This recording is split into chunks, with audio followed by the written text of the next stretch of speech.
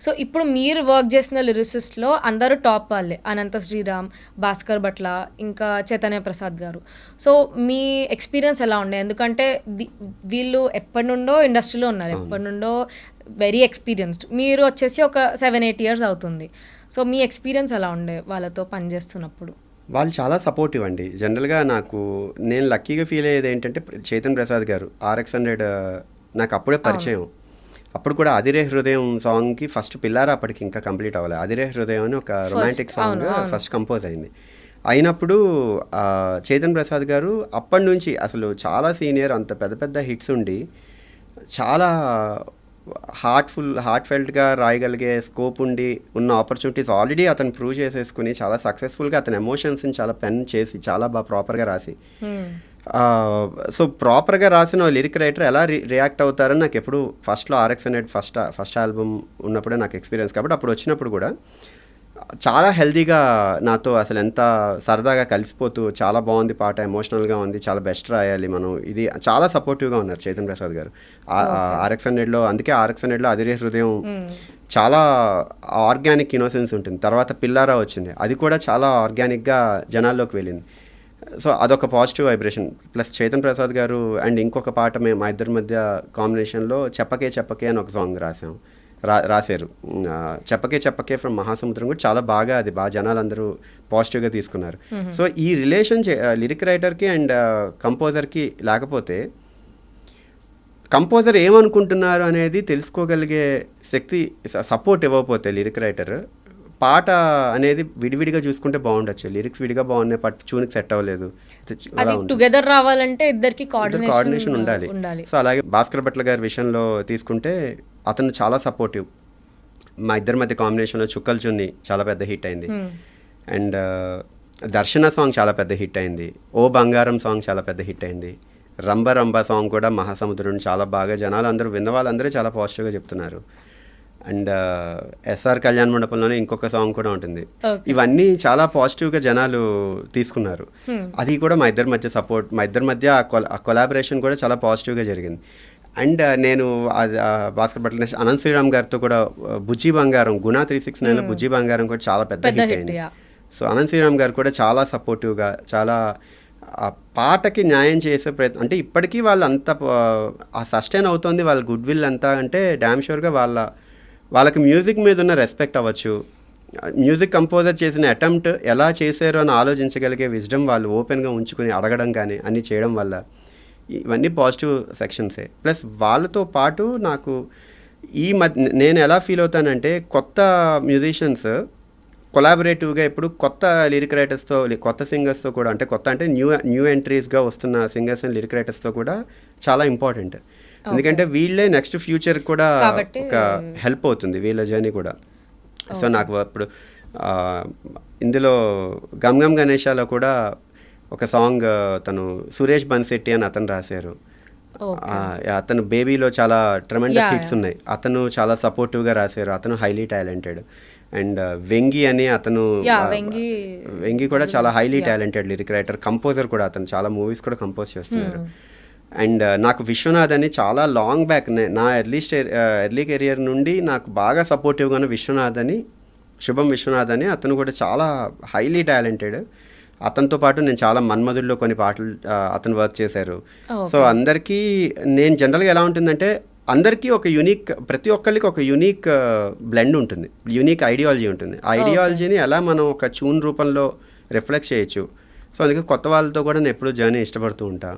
కళ్యాణ్ చక్రవర్తి గారు highly talented lyric writer. అతను కళ్యాణ్ గారితో కూడా 'వినరో భాగ్యం విష్ణు కథలో' వాసవ సుహాస సాంగ్ చాలా బాగా కుదిరింది. హరోం హరాలో ఇప్పుడు ఎలాగో 14th కి రిలీజ్ కాబట్టి హరోం హరాలో ఆల్రెడీ లాంచ్ అయింది ఒక సాంగ్, ఫస్ట్ సాంగ్. ఓకే. హరోం హరా అని సాంగ్, టైటిల్ సాంగ్ కూడా అతను రాశారు. అది చాలా మంచి విద్వత్తున్న వ్యక్తి అతను. సో బేసిక్ గా లిరిసిస్ట్ లిరిక్స్ రాసిన తర్వాత మీరు మ్యూజిక్ ఇస్తారా, అంటే ట్యూన్స్ ఇస్తారా, లేకపోతే ట్యూన్స్ మీరు రాసినాక లిరిసిస్ట్ పని చేస్తారా? జనరల్గా నేను నమ్మేది ఎప్పుడైనా ట్యూన్ పుట్టాకే లిరిక్ పుడుతుంది. అంటే లిరిక్ రైటర్ ఒకవేళ ఫస్ట్ లిరిక్ పెడుతున్నా కూడా అతను ప్రాస అయితే రాసుకోవాలి. ఎండ్ ఆఫ్ ది డే ముగ్గురు ఉంటారు.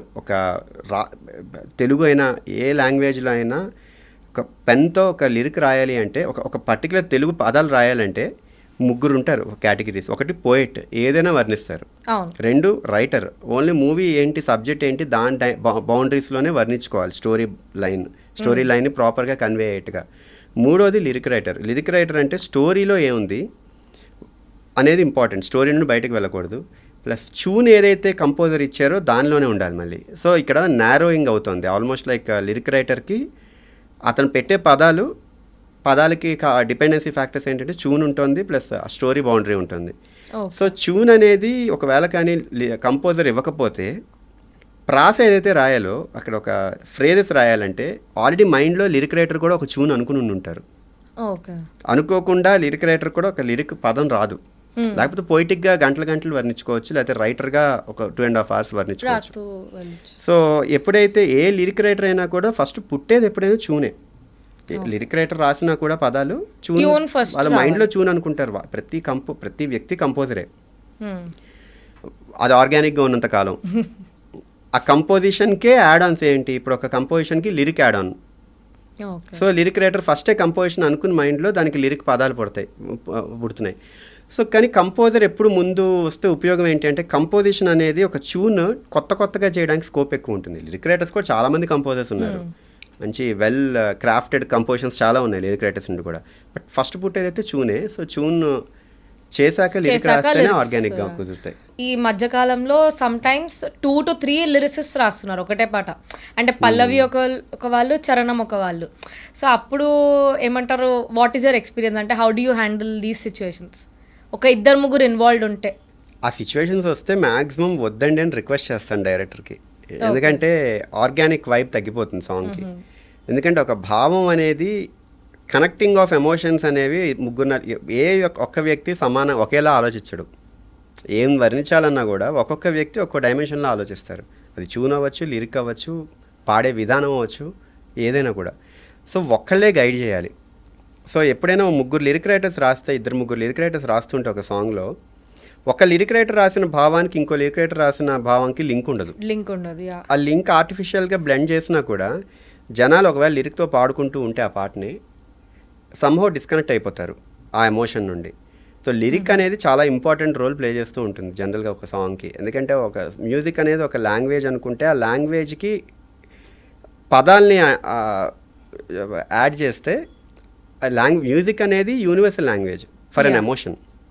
కానీ ఏ లాంగ్వేజ్ అన్ని భాషలు రావు కాబట్టి ఏ భాష అయితే స్పెసిఫిక్గా వింటున్నారో ఆ భాషకి ఆ మీనింగ్ జోడించేది, అర్థమయ్యే భాషలో జోడించేది లిరికే.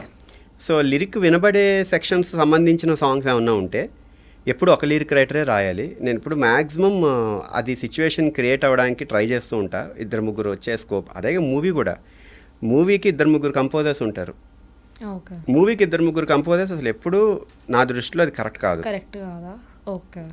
ఎందుకంటే 2-3 కంపోజర్స్ ఉంటే అది సేఫ్ జోన్. ఒక కంపోజర్ ఒక హిట్ రేషియో ఈ కైండ్ ఆఫ్ కలర్లో చేస్తాడు, ఈ కంపోజర్ ఇది చేస్తాడు.